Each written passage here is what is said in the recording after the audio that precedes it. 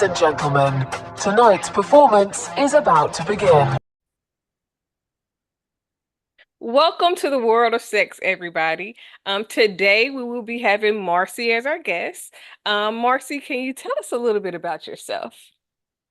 Okay, first of all, thanks for having me. I'm looking forward to this conversation. I am in Canada, originally from Montreal, live in Toronto. I spent years as a body image expert and still do that. But I became an author when I wrote the book, The Good Stripper, a soccer mom's memoir of lies, loss, and lap dances, where I talk about how my life took a turn I wasn't expecting, led me into a bit of a double life, married with kids and kind of doing the vixen thing on the side, not really on the side, kind of intertwined with the rest of my life. But I had to go from being somebody who was very, very secretive about my life. I decided to put it all in a book and release it to the world, which has been incredibly liberating. And I think podcasts like this are great for this kind of thing because I think we need to talk more about the things that keep us holding secrets and keep us just tied down in Down. shame and guilt. Mm-hmm, And mm-hmm, and mm-hmm. once you release that, everything changes.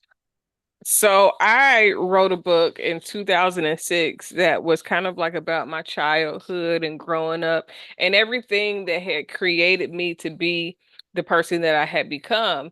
And it was liberating and intimidating because when you start telling people your story or anything that has to do with how you became who you are, Hmm. it's like a magnifying glass in your mind because there are people that judge you, especially when it comes to family and friends, you know, people that just want to be nosy, try to figure out what's going Hmm. on.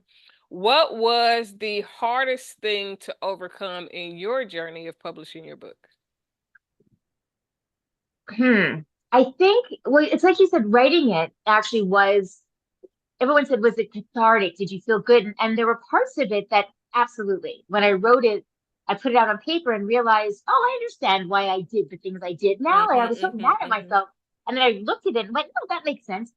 So that was great, but it was also opening up a lot of scar tissue, right? Mm-hmm, Like I wanted you to feel what I was feeling at certain times in my life, but in order to do that, I had to feel it again. mm-hmm. So that was really hard. But I think the only I had people say to me, a few people knew parts of my story.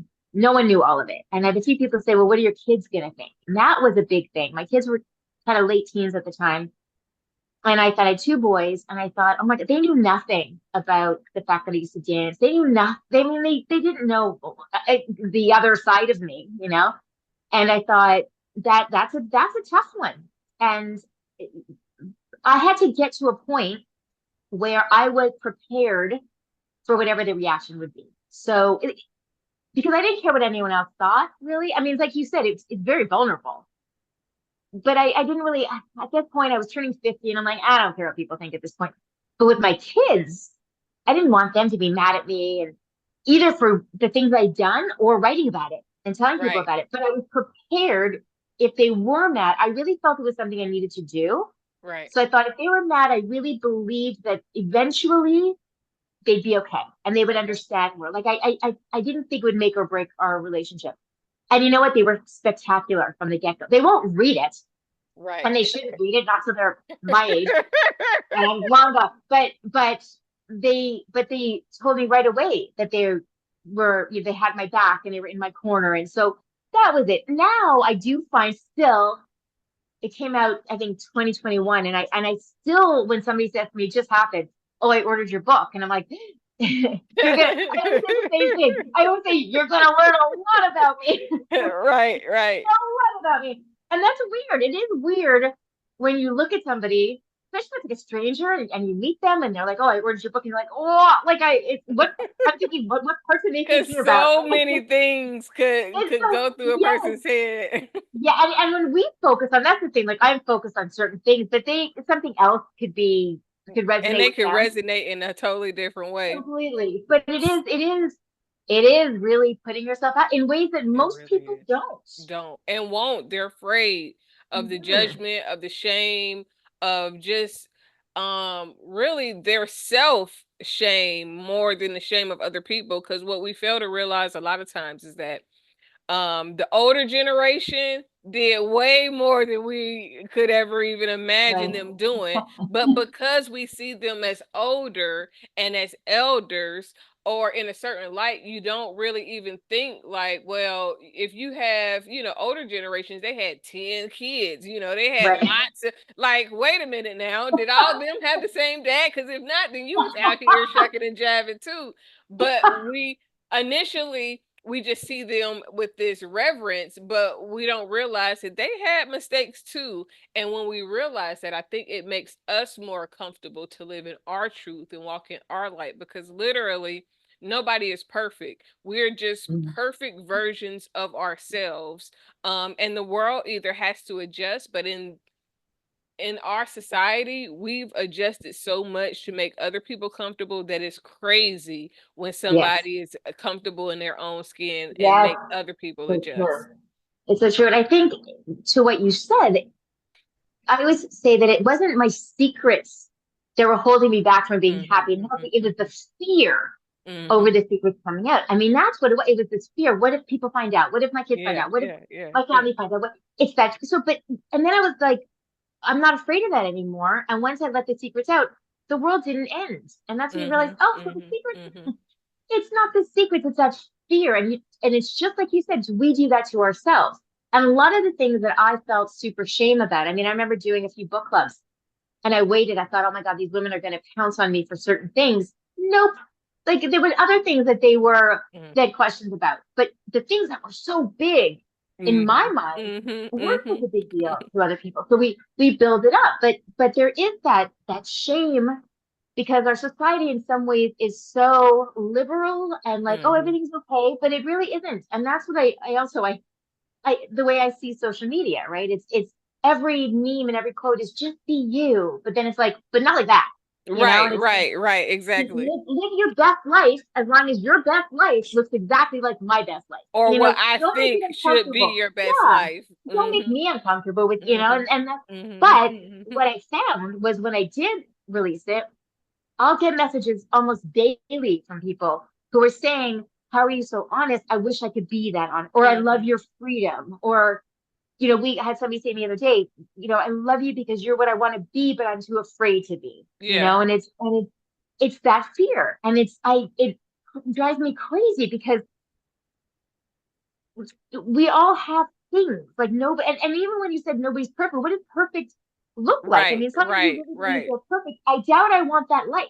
Right. I don't want It, that it's life. it's it's very stale, I'm sure. It's a Well, lot it's of just and I'm not asking anyone to live like I do.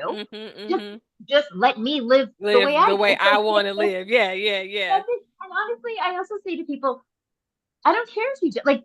I won't say, oh, don't judge me. It's okay if you judge me. If you Mhm. want to spend your time and energy judging me, Yeah. okay. I mean, I think it's a waste of time. But if that's what you want to do with your time, okay. But what are you could be doing so many things that are so much more fun. But okay, you do So, you. are you married now? No, no. Okay. I was married for 24 years, and I'm divorced now for about 8. Okay, so my first, that was a question, but not really my question. The first question is, when did you start having sex? And what was the most surprising thing that you learned from that experience? From the first time I had sex, you mean? Yes. Hmm. Oh boy. So the first time I had sex, oh, it was very romantic. Let me tell you. No, I'll tell you this. So the first time I had sex, 17, just turned 17, and actually I had just gone through a really big trauma. I'd lost somebody very close to me, and I was feeling very rebellious. Hmm. And I didn't drink, I didn't smoke, I didn't do drugs. So how was I going to rebel? So I decided I'm going to have sex. I'm going to not be a good girl anymore. I'm going to have sex. And I had a friend I remember when we were little, too little to be talking about sex, who had said to me, remember, it stuck with me. She goes, "When I have sex for the first time, I want it to be with someone I don't care about because I won't be good." And I, so I want some practice so that when I'm with someone I care about. So I was like, I just wanted to get it over, like just do it. So I was working at a summer camp. I was teaching dance. Mm-hmm. And I kind of asked around for who was like the camp kind of stud. It's like a bad teen movie. So I found out who it was. And I remember one night, like, it was like after hours kind of thing, and all the staff were hanging out. I kind of was flirting with him and Mm-hmm. whatever. And we ended up talking very quickly. I don't even remember how it kind of, but we said we were gonna we were gonna meet and have sex. Lord. No, I didn't tell him that I had never done it before, by the way. So, but here's the thing. So I'm at summer camp. I'm teaching dance. I'm sleeping in a cabin with staff and kids, and I had to sneak out. So we decided what time to meet.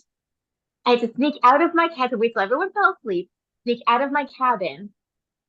Kind of, if I got caught, I'd be kicked out, and then I'd have to tell my mom I got kicked out of camp for having sex.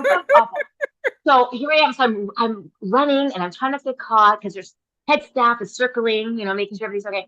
I'm running through the bushes. It was like a movie, And I get to the canoe shack because we met in the canoe shack, and he had like candles. It was really ridiculous.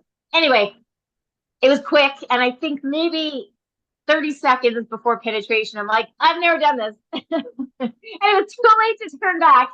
So done, whatever. I don't really remember it. And then the problem was getting back. So then I had to get back to my cabin and not get caught. And I remember I snuck out and I'm running and I see these headlights coming, which meant the head staff were doing their circles. It was like, I'm telling you, like a bad movie. I dove into the bushes and I'm hiding in the bushes. And then all of a sudden the car stopped and these lights are on me. And I just hear, we see you. I was busted. And if I was 17, they were maybe 20. Like this wasn't two guys. And they took me back to my cabin. And then for the rest of the summer, they just teased me relentlessly. Like it was so embarrassing. Okay, so that story is funny to me because when I was deployed to Iraq, stuff like that happened. And I have somewhat of a similar experience in a war zone. So let's Oh my just God. pin in that and just say that I totally understand. You do what you do. So what was the most surprising thing to you about sex? Well, you know what? I mean, I have to say, it's funny to think about it like that, but it wasn't a great experience. Mm-hmm. You know what I mean? Not the sex itself. I mean, that was fine. It was more I remember, I mean, I didn't have any feelings for him, right? I mean, it wasn't like that. However, I do remember him hooking up with someone right after and me kind of feeling some type like of I didn't get from it what I wanted to get from it. I wanted to feel kind of empowered. I wanted to feel like this bad girl, and I wasn't. Like I just wasn't. So I remember, I always sort of struggled with my self-esteem, and so it wasn't great. So I don't think I was with someone else for like 3 years after that. Like it made not. And listen, I'd love to say if the next time was so romantic and no, I wasn't. But I think I was more ready. Yeah, I guess. Kind of thing. I mean, I don't regret it. It wasn't like that. I don't regret it, but it certainly wasn't. People your talk ideal about, situation. oh, you remember your first time? Not really. My first time, we were supposed to be going to a school dance, and we ditched the dance to go to a hotel. Like we had it planned out, and that song, "All My Life" by Kaci and JoJo, was like, and Arsenio Hall. This is how old I am. Arsenio Hall was on, and they were on Arsenio Hall singing that song. Oh wow, I'm way older than you. Yeah, wow, that's very special. So they're doing it just for you. Yeah. So this is a tricky question because you have a little bit of different experience than most of my guests. What is your wildest fantasy? Oh Lord. Oh God, for real? Oh God, it's so funny. That's like, oh boy, don't hold back. You thinking too much. Oh my goodness, I feel like this. You look a little flushed a little bit. Okay, Jesus. Wow. Okay, because I was gonna say, oh boy, here I'm going. Do I answer? Do I answer? Okay, so here's the thing. Oh my goodness, I'm going to share a lot right now. Okay. Well, first of all, I have done stuff, like Right. we did in my book. I talk about with my ex-husband, we did a lot of the swinging stuff, and I did stuff, and that was never really my thing, to be honest. I'm not somebody who needs a lot of partners. Like for me, it's more fun to be with one person. Not that I've had long-term relationships, but like when it comes to sex, I think it's more fun when you're with somebody and you're comfortable with them, and then you can do a whole bunch of fun stuff, right? Because you Right. feel comfortable. Right. You're not thinking, what are they thinking? What are they thinking of me? It's just fun. So I like the one-on-one. I'm not somebody who's like, oh, it's fun to bring this one in and to go there. That's not fun for me. I'd say for me, nobody gets me to blush, and I feel like I'm blushing. You are. I think for me, I have there's an exhibitionist part of me. And so for me, and I've done this kind of in the swinging thing, but I think honestly, my fantasies, it's not really about who I'm with. It's more about the idea of the empowerment of feeling like I'm with myself and people are watching. Okay. That I'm kind of in charge and it's all about me. And I'm the sort of the star of the show and people are watching me. So, how did you start stripping after you got married? Yes. Okay, so, in my question with what's the wildest thing you tried, I also want to know how did you go get into stripping into that lifestyle? Yeah, that's the thing. A lot of people, they assume, right, if they haven't read my book, they think, oh, well, they'll say, oh, well, you were just doing what you needed to do to put food on the table. I'm like, no, that's not my story at all. Well, I mean, technically, yes, because I did end up paying for the groceries, so I guess I was, but it wasn't, but it That wasn't wasn't that I was, survivable.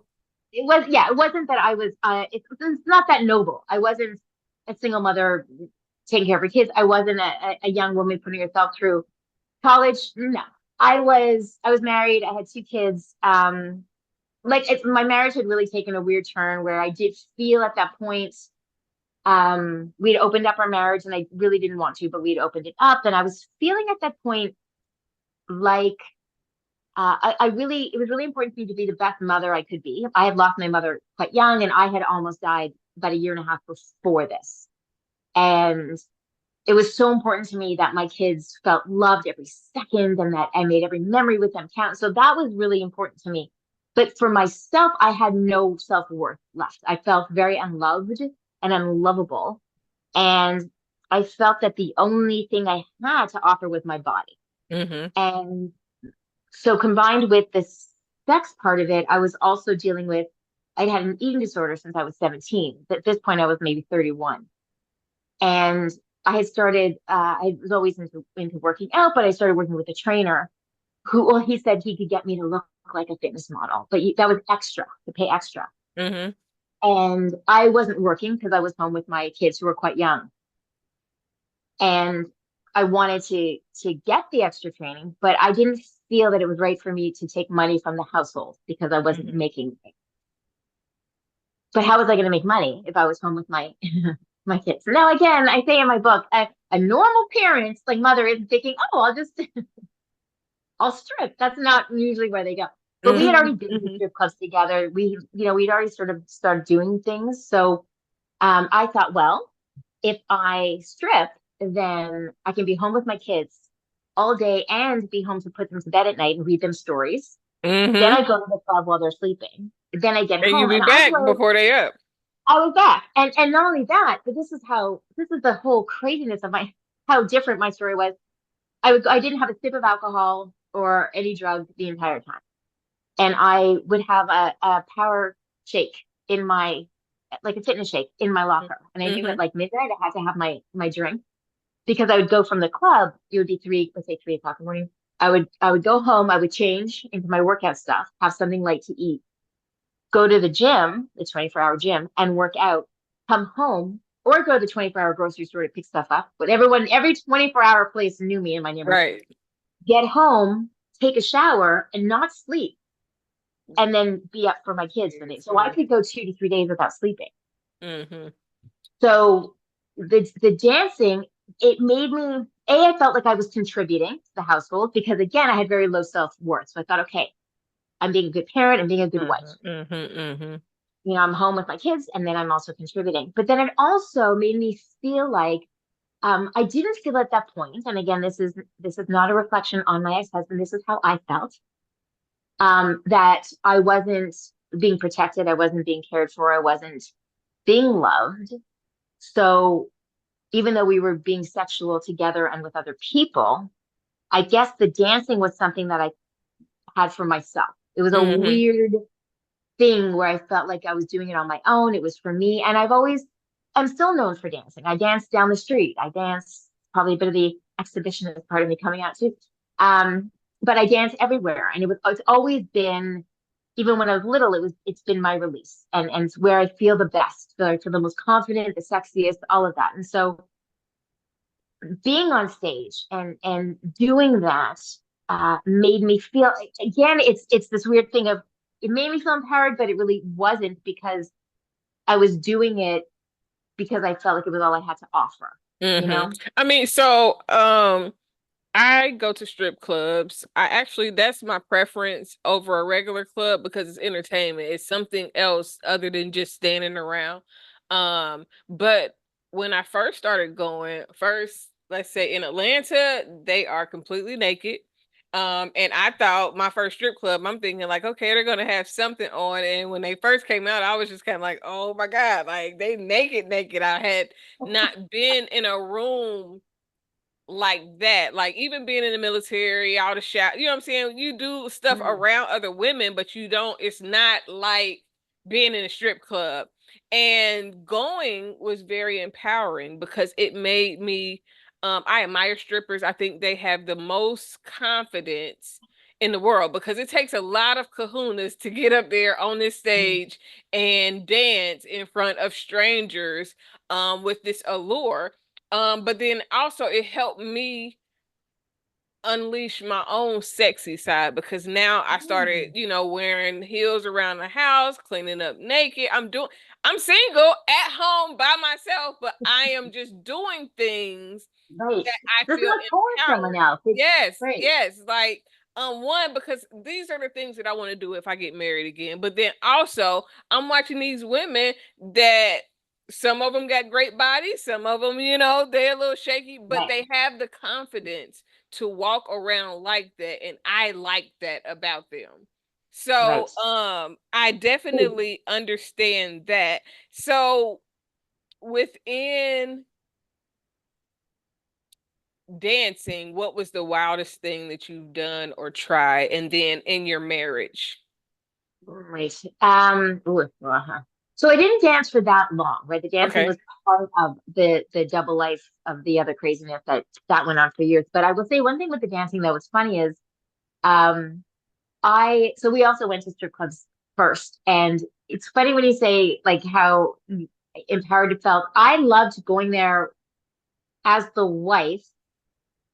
And so what we would do is so we would go and then I would find a woman that I felt was his type.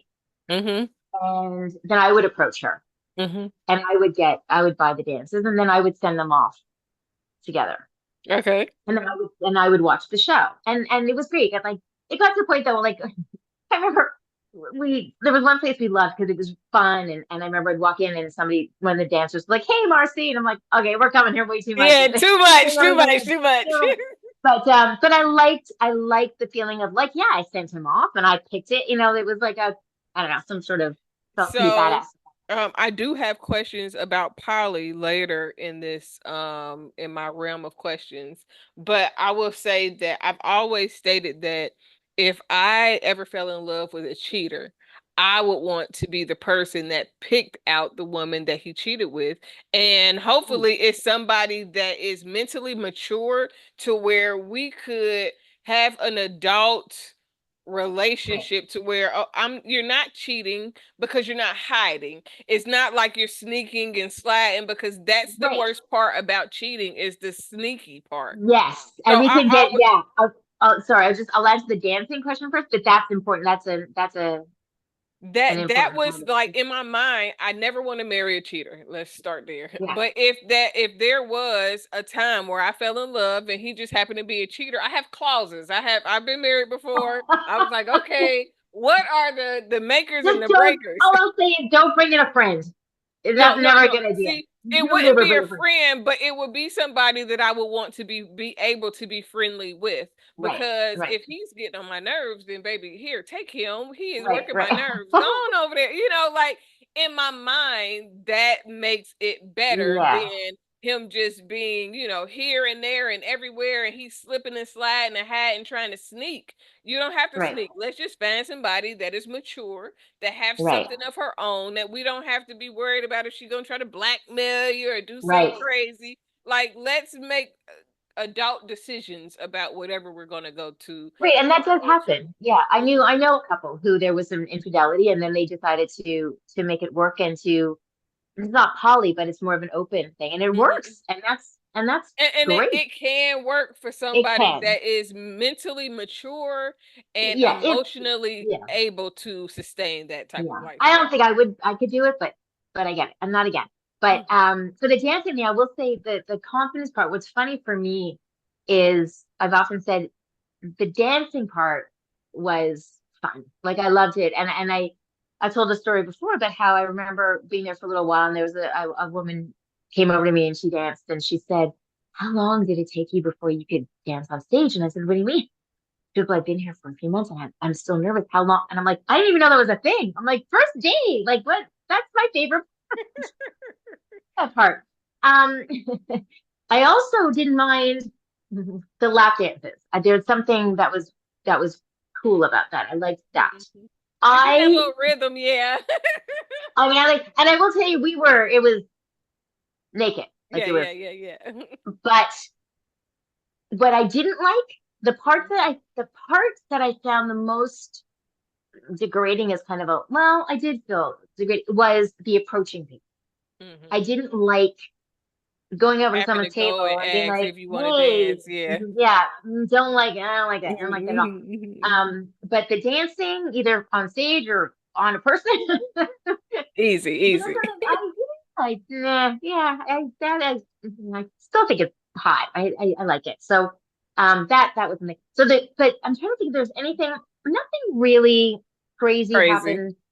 No, I mean, I think what's wild is like I remember just a funny thing of I decided to go one day during the day they were open and I never did a day shift. And I was really like I had only a certain amount of time before I had to get the kids from school and I was driving there and I was all in my gear, my little stripper clothes and whatever, my hair and makeup.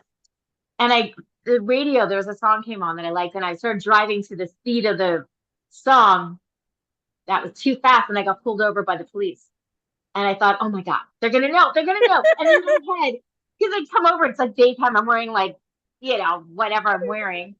And I'm like, oh my God. And in my head, my paranoid head, I'm going, they're going to pull me over. They're going to arrest me. And I'm not going to be able to get my kids. And everyone's going to know. And it's going to be in the paper. Like it was this whole thing. So that, but no, he just kind of gave me a ticket and sent me on my way. But That was what did good. amaze me was there were people who, I worked in a club that was, I have to say, I visited a few that I was not comfortable with. This one Mhm, was, it had rules. You really couldn't do anything that you weren't supposed to do, mhm. which was great. But it amazed me that there were men who, I remember a group of like, there were like three men and they were like, oh, come back to our hotel. And I'm like, what? Like, wait, why did you just say, hey, come over and get a taxi and get ready? Like, Right. who's gonna, so there were always men who tried to push the envelope. There were always Mhm, men who mhm, tried to, mhm, mhm, mhm. take something out when it wasn't supposed to be out kind of thing. And it's kind of like, really? Seriously? So yeah. But and then you asked me the craziest thing with my ex-husband, right? Ex-husband. Mhm. Yeah.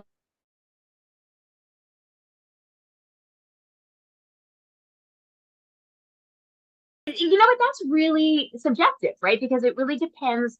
For some people, certain things Or not aren't that like wild. yeah, right, Mhm. you know, like I mean, I think for me, I think the couple of things that were kind of we went to a swingers, there was a swingers club that we used to go to that we liked, and it was nothing happened on site.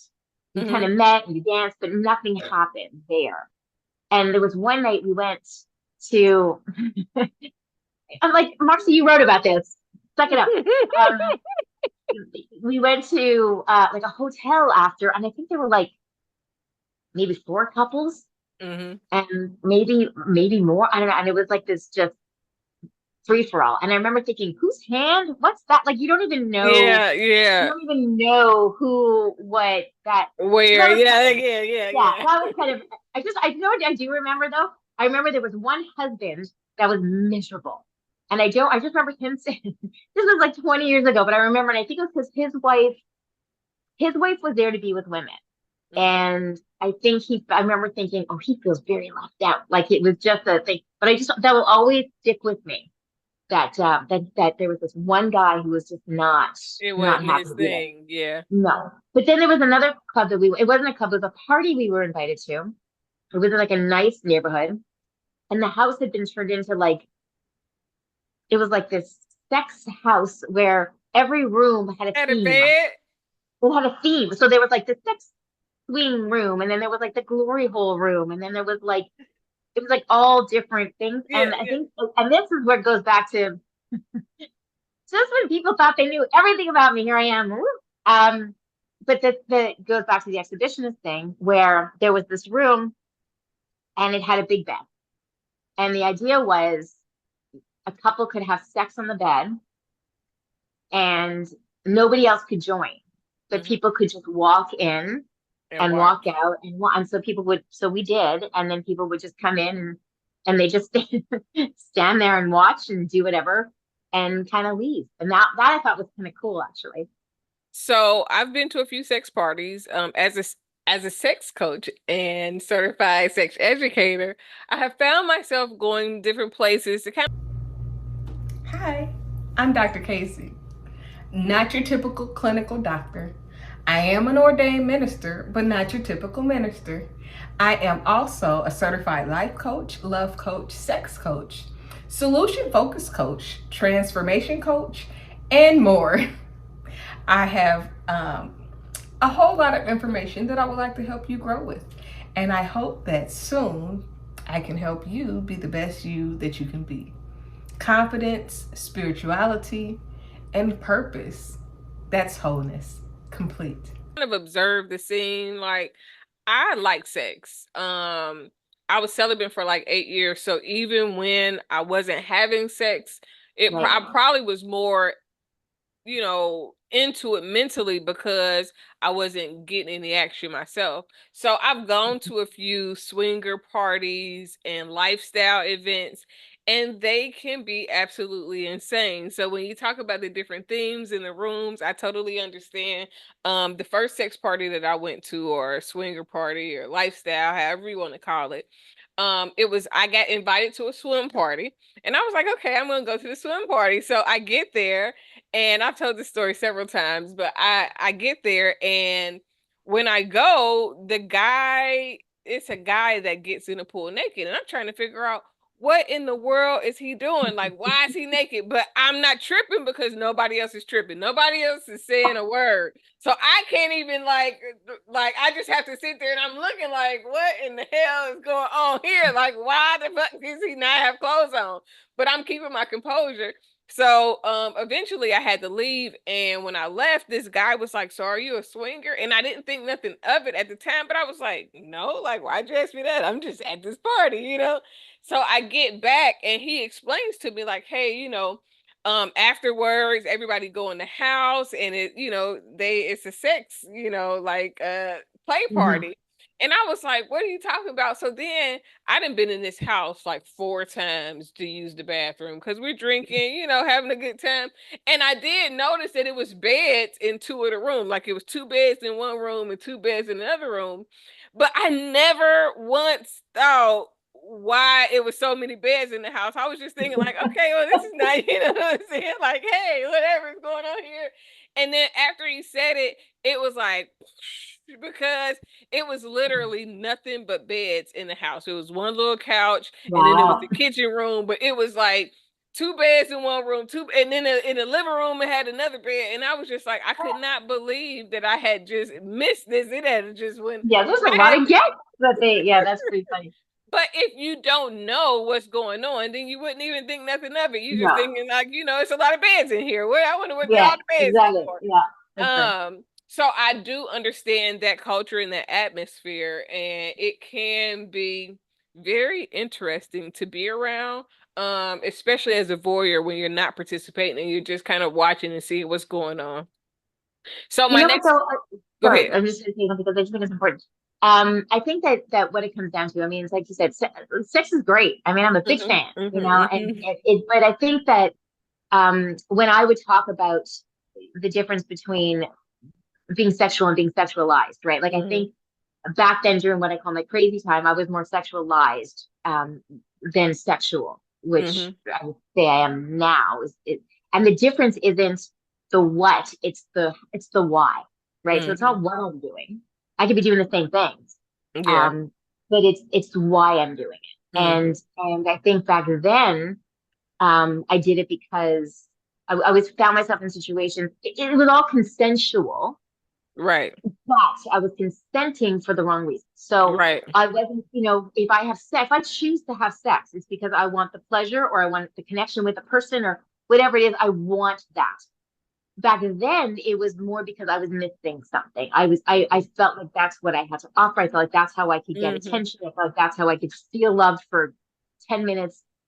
I also felt that it was expected, and it's not even necessarily sexualized by other people. I feel like I sexualized myself because I put myself in situations where I knew the people didn't care about me. Not Mm-hmm. always, but sometimes I knew they didn't care about me.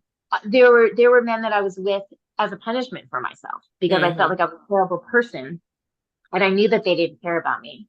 So I was proving to myself how bad a person I was by being with them. And I Mm-hmm. remember, I'll tell you this again. This happened over 20 years ago, and just recently. I had one of those men contact me, um, wanting to reconnect. And I'm like, what? Seriously? You're right. Really? Come on. And he said to me, and it's funny because I got to say to him face to face what I had written, because I wrote about him in my book, what I written about him. And he said to me, oh, we had something, it wasn't just sex, we had something special. And I said, no, we didn't. I said, what we did was we played a game.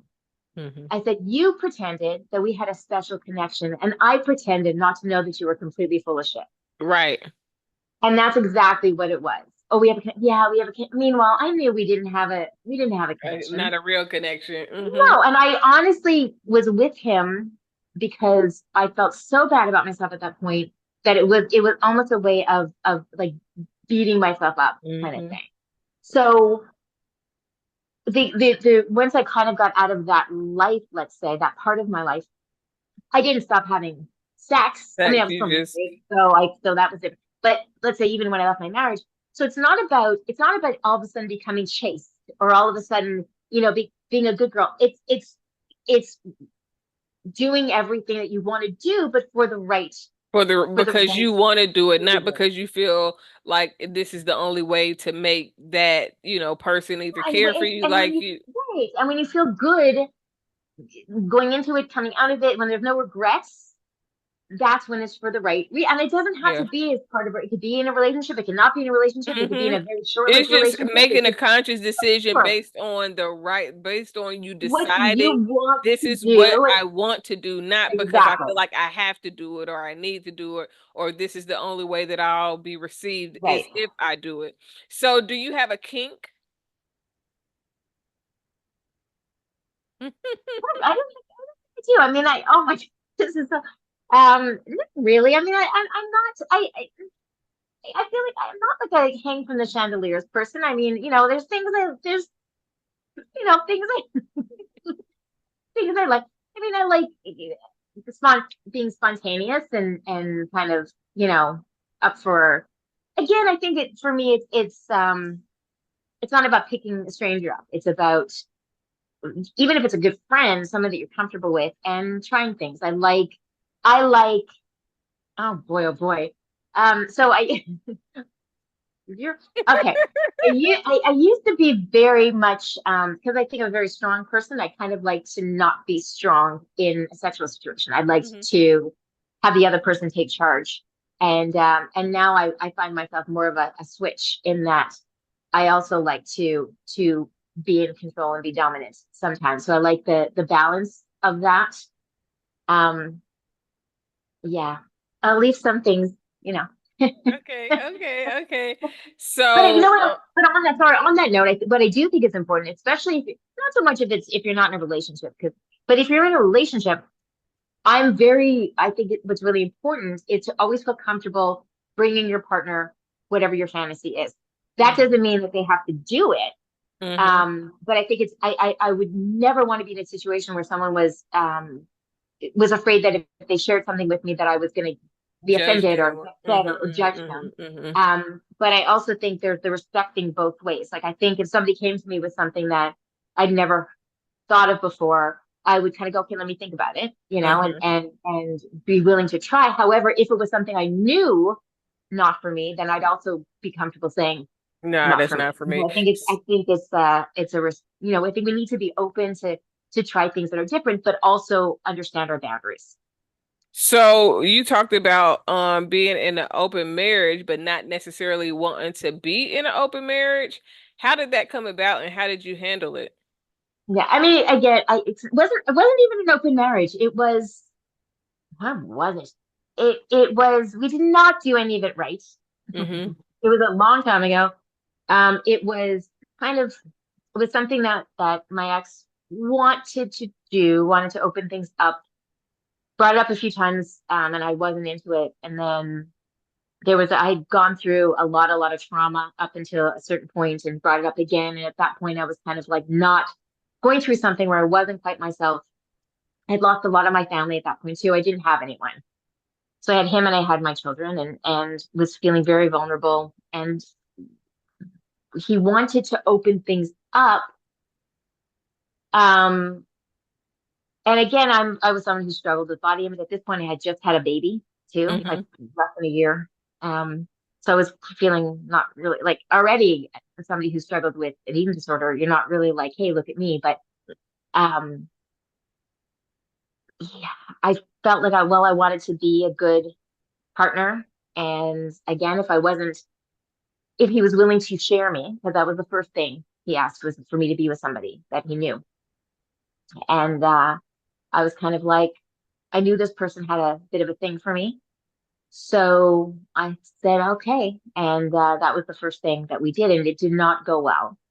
In the sense of, and I talk about this in my book, and this was like, I remember writing this and going, can I say this?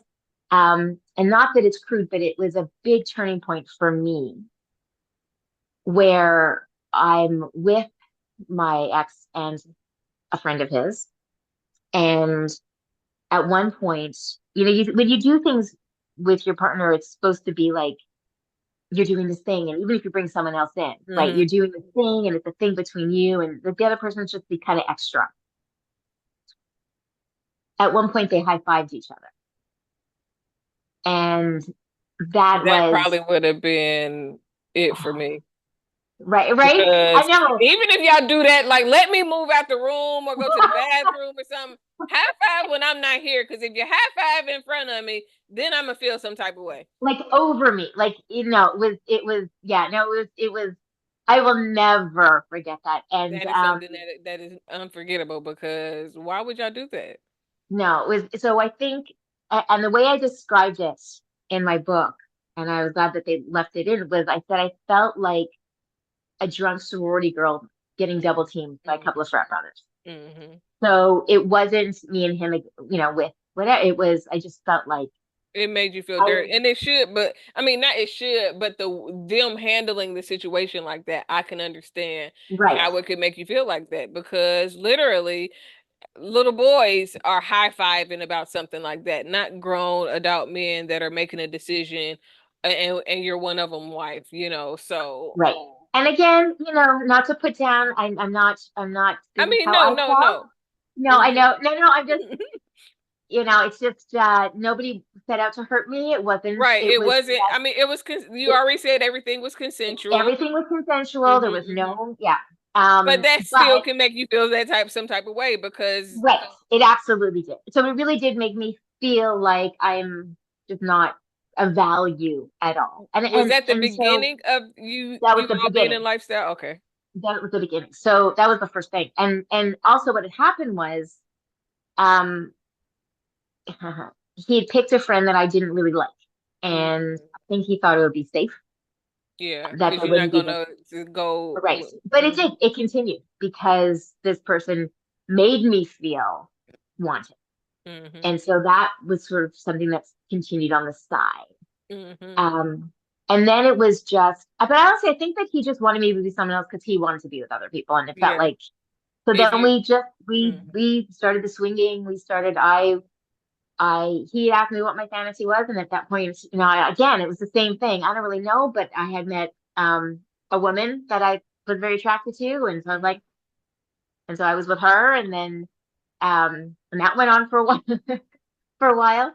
Um, and then it was just kind of like this swinging, but it wasn't really open because we couldn't just go and do kind of thing. And Mhm. I think what he found out, what a lot of men find out, because I've spoken to women, who their husbands wanted to open things up, and what they found is that it's a lot easier for a woman to get laid than it is for a guy to get laid. Yeah. Mhm. And so in their head, they're thinking, oh, okay, I'm going to go out and I'm going to get all these women. And it's Mhm. not as easy. And so when your wife can go out, And just pick up some. Yeah. then, and you can't. So there was this, I don't think he was upset, because then I always say I went rogue, because I was kind of like, he was very much in control of who we were with.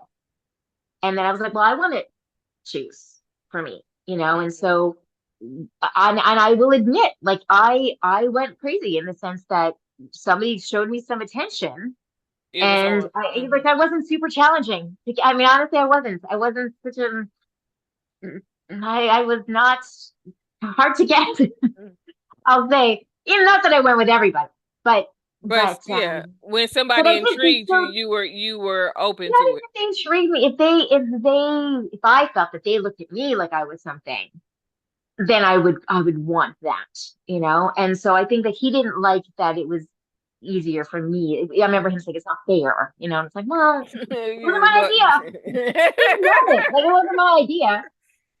So, but I made some bad choices, and I did some bad things, and picked some people I shouldn't have, been with, and I really hated myself for a long time because of it. I really did. It wasn't that I ever felt like some sort of goddess doing this, or it felt like I Had was power. superior to anybody. Hmm. It wasn't. It wasn't, and I knew, like, it didn't feel good. Like, I knew So, something was wrong. do you think that is something that other women could identify with, that lives a more free lifestyle, or do you think that some women feel empowered by that lifestyle? I think some do feel empowered. Absolutely. I think they do. I think you can do it I think, well, like I said, I can be a sexual person, and I've gone through my phases of feeling more sexual and less sexual. And Mhm. I think I can, I'm, but also I also think, because like I said, I always dance and I always feel in my body. And, Mhm. Mhm. I think sexuality is a great thing. Mhm. Um, so I think you can be incredibly empowered by it. And I think if you're in a relationship, and you are poly, or you're open, or whatever, if there's communication, and there's respect, Mhm. and honesty, it could be, fantastic. I think my problem was I was coming into it with very low self-esteem. Mhm. So when you're coming into it where you have no foundation, then you're looking at other people to give you that foundation. Mhm. Mhm. That's when you're going to get into trouble. I didn't have it. I didn't get it from the people I was trying to get it from, but I also didn't have it at home. Right. And I had no family left. My family had died Mhm. quite young. So I didn't have any of it. So here I'm grasping, I'm trying to, it's almost Mhm. like I'm Fill trying to those stand in quicksand. voids. I Mhm. couldn't. So, and at the same time, I'm a mother, so I'm feeling guilty for the Even stuff that yeah. I'm doing. Mhm. Mhm. Mhm. So Mhm. it was a lot. It was a And lot. being a So, mom puts a lot more, it's like a different type of pressure because you have all these expectations, especially when you're a good mom. You have a lot of expectations for yourself and a lot of standards and a lot of things that you want to live up to because if you don't have parents or if you hadn't had anybody around you for a long time, you're trying to be everything that you either never received or you wish you had. And mhm, so it's mhm. it's a lot of pressure to be all things that your children need at all times, regardless if you got a husband or not, regardless if it's help or not. You Right. still take the onus of mama's baby, Mhm. papa's baby, and I have to make sure things get done, regardless of whoever else helps or does not help. Yeah, So, and sorry, go just ahead. to add to that, I mean, my mom was a single parent, and she died while I was pregnant with my first. Mm, And she died 3 months before I had him. So I didn't have a minute as a mom with my mom. So and I mhm, was still, couldn't even grieve properly because I had this baby and and then I became ill and then I had another baby. So I didn't have time to kind of to process it. find my footing. But yeah, it's Mhm. exactly that. I lost my mom, then I was ill and I almost died. And it's that I really felt like I needed to be the best mother, Right, but at right, the same right. time, here I am doing stuff that I put my life at risk so many times, leaving the Mhm, club and then just coming back and going to the bank and walking by myself and walking to mhm. my Not gym even at 2 o'clock thinking. in the morning Mhm, mhm, because I didn't care about myself, right? mhm, I kind of felt like if something bad happened to me, I deserved it. So mhm. I wasn't worried about something happening to me. But when you take a step back and you go, okay, but if something happened to me, my kids wouldn't have a mother. So Right, was right. I really being the best mom? No. So there's more guilt, So it's Right, just, right, right, right. and not sleeping. So not sleeping for days. Okay, it's hurting me. It's not hurting them because they Right. don't know. But And then it's it not makes you more healthy. cranky. It adds such a It's crazy unhealthy. dynamic. So Mhm. so is that really being the best mom? I wasn't eating anything. I was working with a trainer who had me eating barely anything. I'd lost a ton of weight. My body wasn't working properly. I was bodybuilding. Is that like a healthy? No, that's not bad. Like a good mom is going to take care of herself Herself so and make she could sure she's probably take okay. care of So the there is children. that. There's like Mhm. guilt for not being perfect, and then there's the guilt for trying to be. Yeah, Yeah, yeah. it's a It's lot. it's a never ending cycle of guilt It's for a real. lot. Um, Yeah. so what would you say that you learned about yourself from your sexual encounters? Oh boy. Um, what from my sexual encounter? Oh, what have I learned? Um, hmm. That's a really good question. I mean, I think again, not to be repetitive, but a really big lesson for me, and I just said it, but it really is the biggest lesson for me, is that I could be sexual in a way that is empowering, and there's no shame Mhm. in whatever I decide to do, in whoever I decide to be with, in whatever, the how, why, where, when, regardless. I have no shame about whatever I choose to do, as long as I have to ask myself, why are you here? And that's become very important to me. Mhm. It's to ask myself, why are you Why? here? And that to me is a game changer. So, you did talk about not being into poly, Mhm. or I having would say the multiple. extra. I think if I had to choose, like if I had to choose, I wouldn't be in a relationship and have other people. First of all, I think one relationship is complicated enough. I sure as hell don't want to have another one. My God.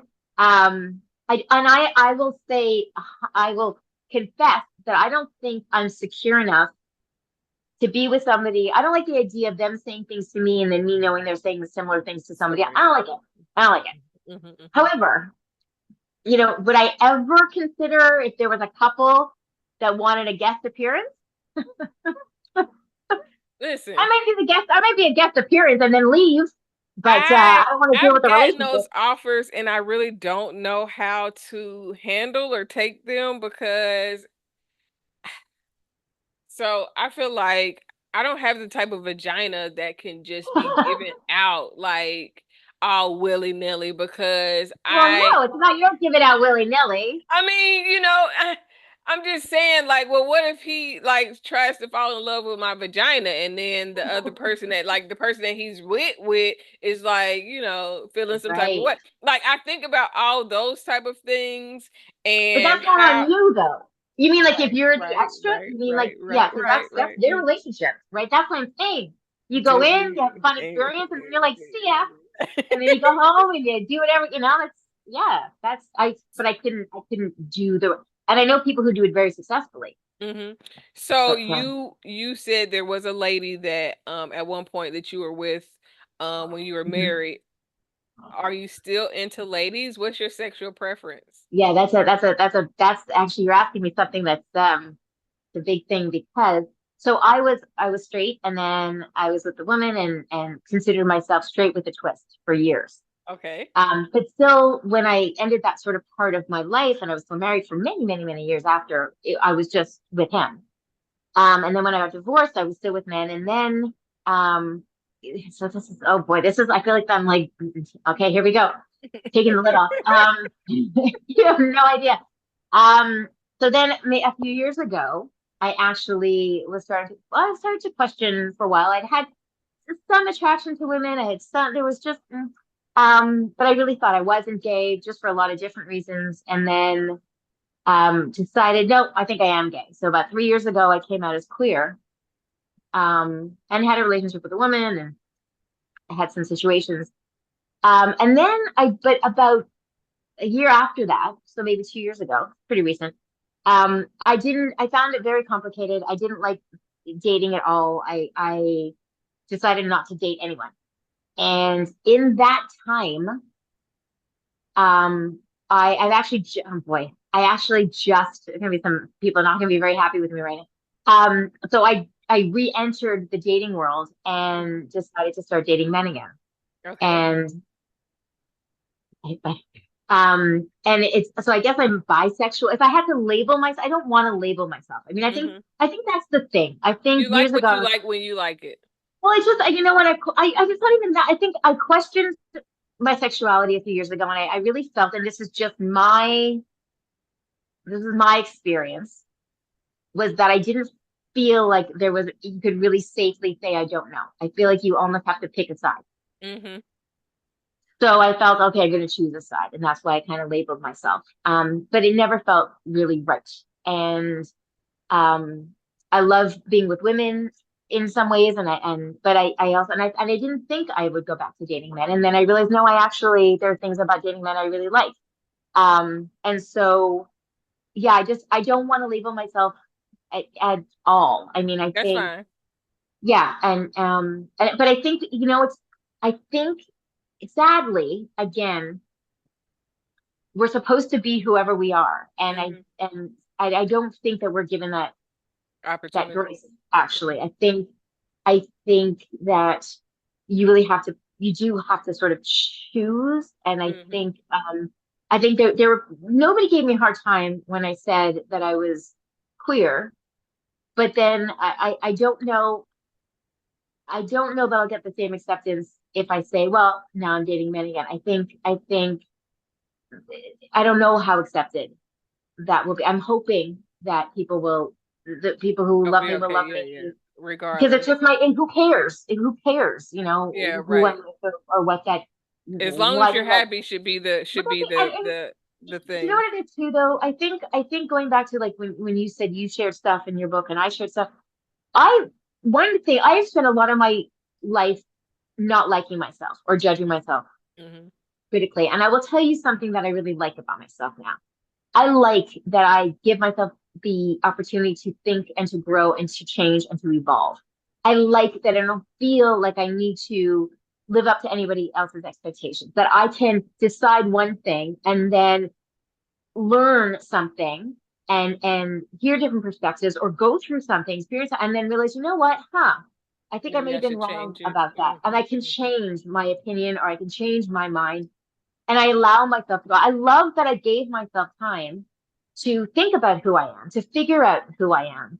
Because a lot of people don't. And then you spend that whole time not knowing. I love that I gave myself, I'm 54 years old. I don't know how much time I You have have left. left, Hmm. so I can change direction a million times. It's that whole, it's my story. I can change the Hmm. plot.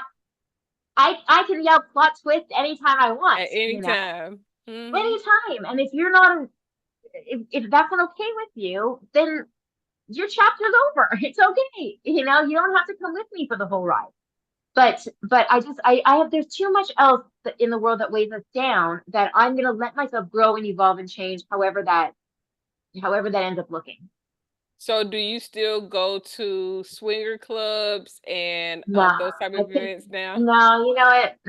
I feel like it's kind of a been there, done that thing. Yeah. I'm over that. Yeah. So I'm more traditional now, let's say. What was the most difficult challenge in your sex life? Like over the years, just what's been the big my self-esteem. I Your think self-esteem.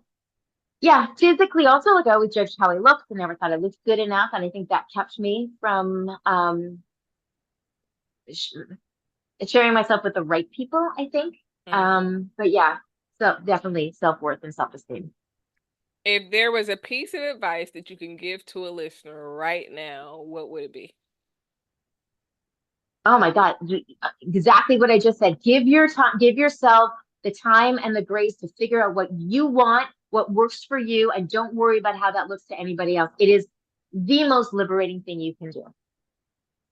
And is there any advice that you could use? And I could use. Oh, oh my God. I need a lot of advice. Are you kidding me? Oh boy. Uh, I'm still a little hard on myself. So I could use and I help other people, but it's me learning how to be a little bit more accepting of certain I accept certain amount of my flaws, but I think very proud of where now I sometimes focus on the fact that I'm not where I want to be, but I forget that I'm so much further than where I was. Hmm. And that's what I have to keep reminding myself. So it's that how to stay in that and to not worry about what I don't have and just be comfortable and proud of where I Where am you and are. to let that go. That expectation. Like I don't worry about what other people expect, but like I still hold on to that for me. What I would say as far as accepting your flaws, I don't believe that we have flaws. There are a certain way that you are designed and created, the things that you've experienced that made you who you are so that you could be who you needed to be. A lot of times people regret having attitudes or having this or having that. And the thing is that we don't learn how to manage those skills that we need in difficult times because a lot of times we will turn portions of ourselves off to be this person that we think we should be, not realizing that sometimes we need an attitude. Sometimes we need these little things that are about us that people think are negative or flaws, but it's not Right. a flaw. It's just what makes us us. If we didn't have things that made us different, then we would all be alike, and the world would be the most boringest, stale, dull place Yeah. ever. But because we are all different, the differences and the things that people see as flaws, it's really just what makes us individuals. So I would challenge you to see yourself as an individual that has different quirks about themselves versus looking at it as flaws because it's not a flaw. Funny you said that because I even dedicated my book to anyone who may be struggling to forgive themselves for the mistakes they made when they were just trying to survive. So yeah, it's we That's do the great. best we can with what we have. Yeah. So, um, how can my listeners get in contact with you? How can they follow you? How can they get your book? Give us all the info. I'm really easy to find because it's just my name. So on social media, whether it's even TikTok or Facebook or Instagram, it's Marci Warhaft, Warhaft. Find me, and my book is it's in bookstores. It's on Amazon, and it's Okay. also an audiobook on Audible. And if you do get it, then message me and tell me what you think. What's the title of the book? The Good Stripper, a soccer mom's memoir of lies, loss, and lap dances. Okay, I am so happy that we had you on the show. I hope that you get all of the book sales that are available. I hope Thank you. that everything that you're working on now works in your favor, and hopefully we'll be able to have you back on the show soon. Yes, that would be great. I'll be a little, you caught me off guard, which no one ever does. That's great. That means that I've done a good job. Yeah. Okay. Well, thank you, Marci, for being on the show, and I look forward to speaking with you again. Thank you so much. Take care. Hi, I'm Kaci, Dr. Kaci. Welcome to Speaking Freedom. We are happy to have you, and we hope that we are able to help you in every way possible. Have a good evening. If you've enjoyed this video, like, share, subscribe, and turn on your notifications. New episode every Friday.